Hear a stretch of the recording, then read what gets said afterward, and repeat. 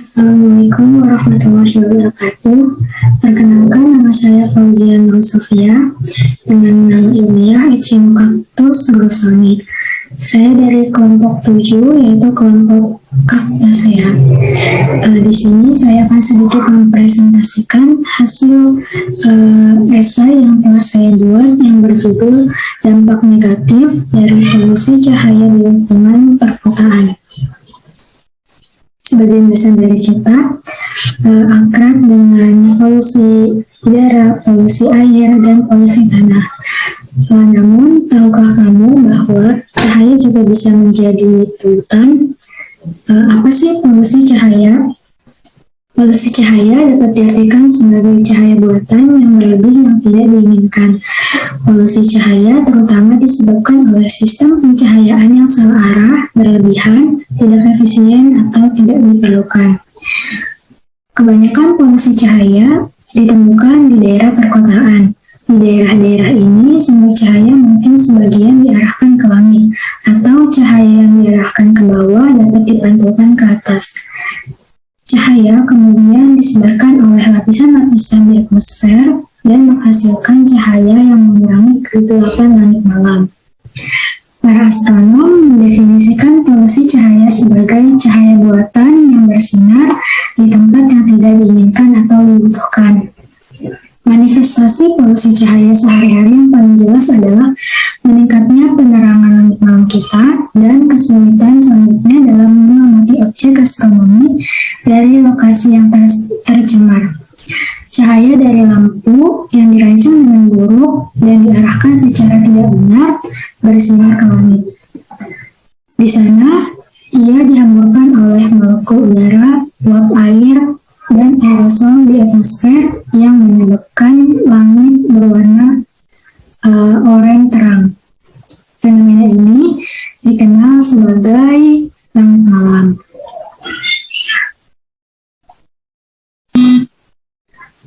Adapun penyebab dari polusi cahaya. Polusi cahaya dalam kondisi normal lebih banyak disebabkan oleh sumber cahaya buatan. Cahaya buatan yang dimaksud diantaranya lampu taman, lampu stadion, lampu penerangan jalan, lampu reklam, dan lampu penerangan luar lainnya. International Dark Sky Association atau IDA menyebutkan bahwa meningkatnya polusi cahaya secara luas oleh sumber cahaya buatan tidak hanya merusak pemandangan alam, tetapi juga merugikan lingkungan, konsumsi energi, serta keselamatan dan kesehatan makhluk hidup di sekitarnya. Adapun komponen dari polusi cahaya. Yang pertama ada sky glow. Sky glow merupakan kendaraan langit malam di atas area yang dihuni sky glow atau kendaraan langit malam ini berasal dari cahaya buatan berlebih yang terpancar ke atas atau terpantul ke atas, itu kendaraan sekunder.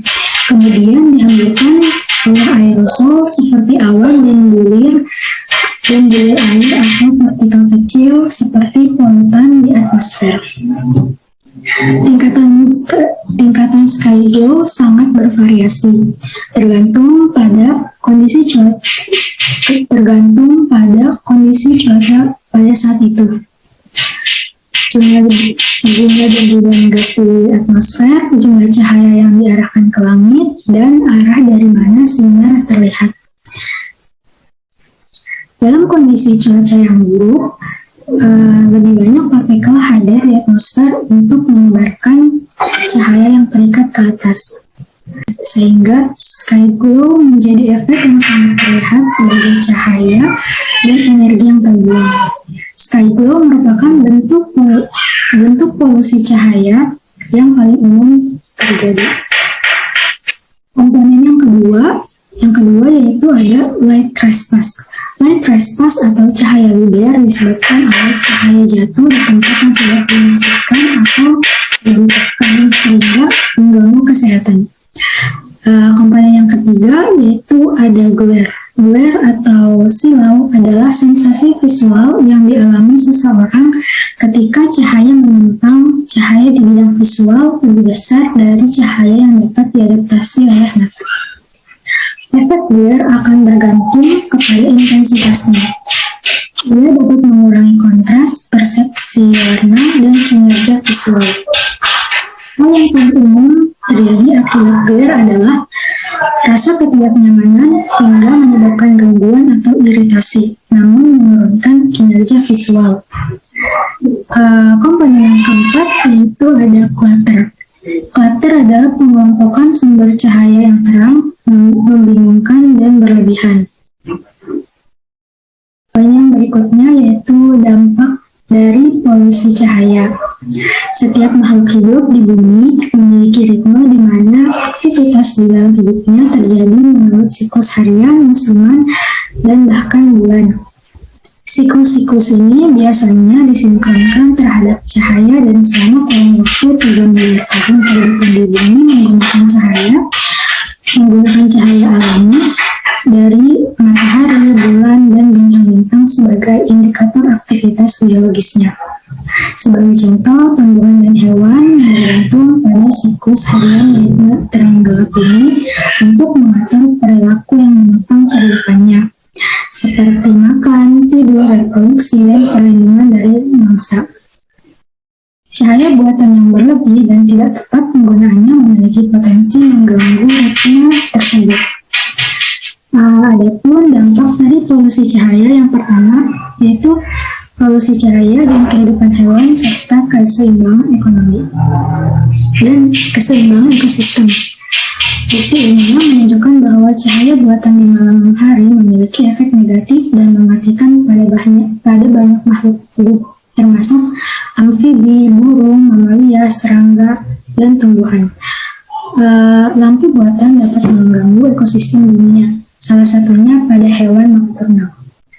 Hewan nokturnal tidur di siang hari dan beraktif di malam hari. Polusi cahaya secara radikal mengubah lingkungan malam mereka dengan mengubah malam menjadi siang. Dampak yang kedua yaitu polusi cahaya dan pemborosan energi. Instalasi lampu yang buruk dapat mengakibatkan polusi cahaya, yaitu cahaya berlebih yang tidak bermanfaat. Pencahayaan yang baik dapat diatur dengan penggunaan jenis lampu hemat energi seperti LED dan CFL. Selain itu, ditambahkan pula tabung lampu untuk mengarahkan cahaya pada tempat yang seharusnya. Dampak yang terakhir yaitu polusi cahaya dan kesehatan. Penelitian menunjukkan bahwa cahaya buatan di malam hari dapat berdampak negatif pada kesehatan manusia. Di antaranya meningkatkan risiko obesitas, depresi, gangguan tidur atau insomnia, diabetes, kanker payudara, dan masih banyak lagi. Lalu bagaimana cara mengatasi dari polusi cahaya tersebut? Polusi cahaya merupakan jenis polusi yang sudah cukup baik dipahami keberadaan serta dampaknya pada lingkungan dan tubuh manusia. Lalu bagaimana kita menanggulangi polusi cahaya? Sebagai awal, tanamkanlah pemikiran bahwa kita hanya memerlukan pencahayaan di tempat dan di waktu yang diperlukan. Saat siang hari, manfaatkan pencahayaan matahari semaksimal mungkin. Ini akan mengurangi beban energi dan uang yang sebetulnya tidak diperlukan. Dengan menerapkan 5 tahapan T pada pencahayaan, hubungi temperatur, terang, dan temporer. Pastikan lampu yang arah cahayanya tidak lebih dari 30 derajat dihitung dari arah vertikal. Gunakan sumber cahaya berwarna kuning hangat karena cahaya putih lebih menyilaukan, dan gunakan lampu dengan suhu warna 2200 K atau kuning. Hanya gunakan pencahayaan di tempat yang sangat dibutuhkan dan pada waktu yang diperlukan saja. Di bawah ini adalah langkah-langkah yang dapat kita lakukan untuk mengatasi polusi cahaya di lingkungan sekitar kita. Yang pertama yaitu LED dan CFL. LED dan CFL dapat membantu mengurangi penggunaan energi dan melindungi lingkungan, tetapi hanya boleh berwarna hangat yang boleh digunakan. Yang kedua yaitu paradoks sensor gerak dan pengatur waktu. Ketiga, hal tersebut dapat membantu mengurangi tingkat penerangan rata-rata dan menghemat lebih banyak energi. Yang ketiga, ada pencahayaan luar ruangan. Perlengkapan pencahayaan luar ruangan yang melindungi sumber cahaya untuk meminimalkan silau dan trespass light dapat membantu mencegah polusi cahaya.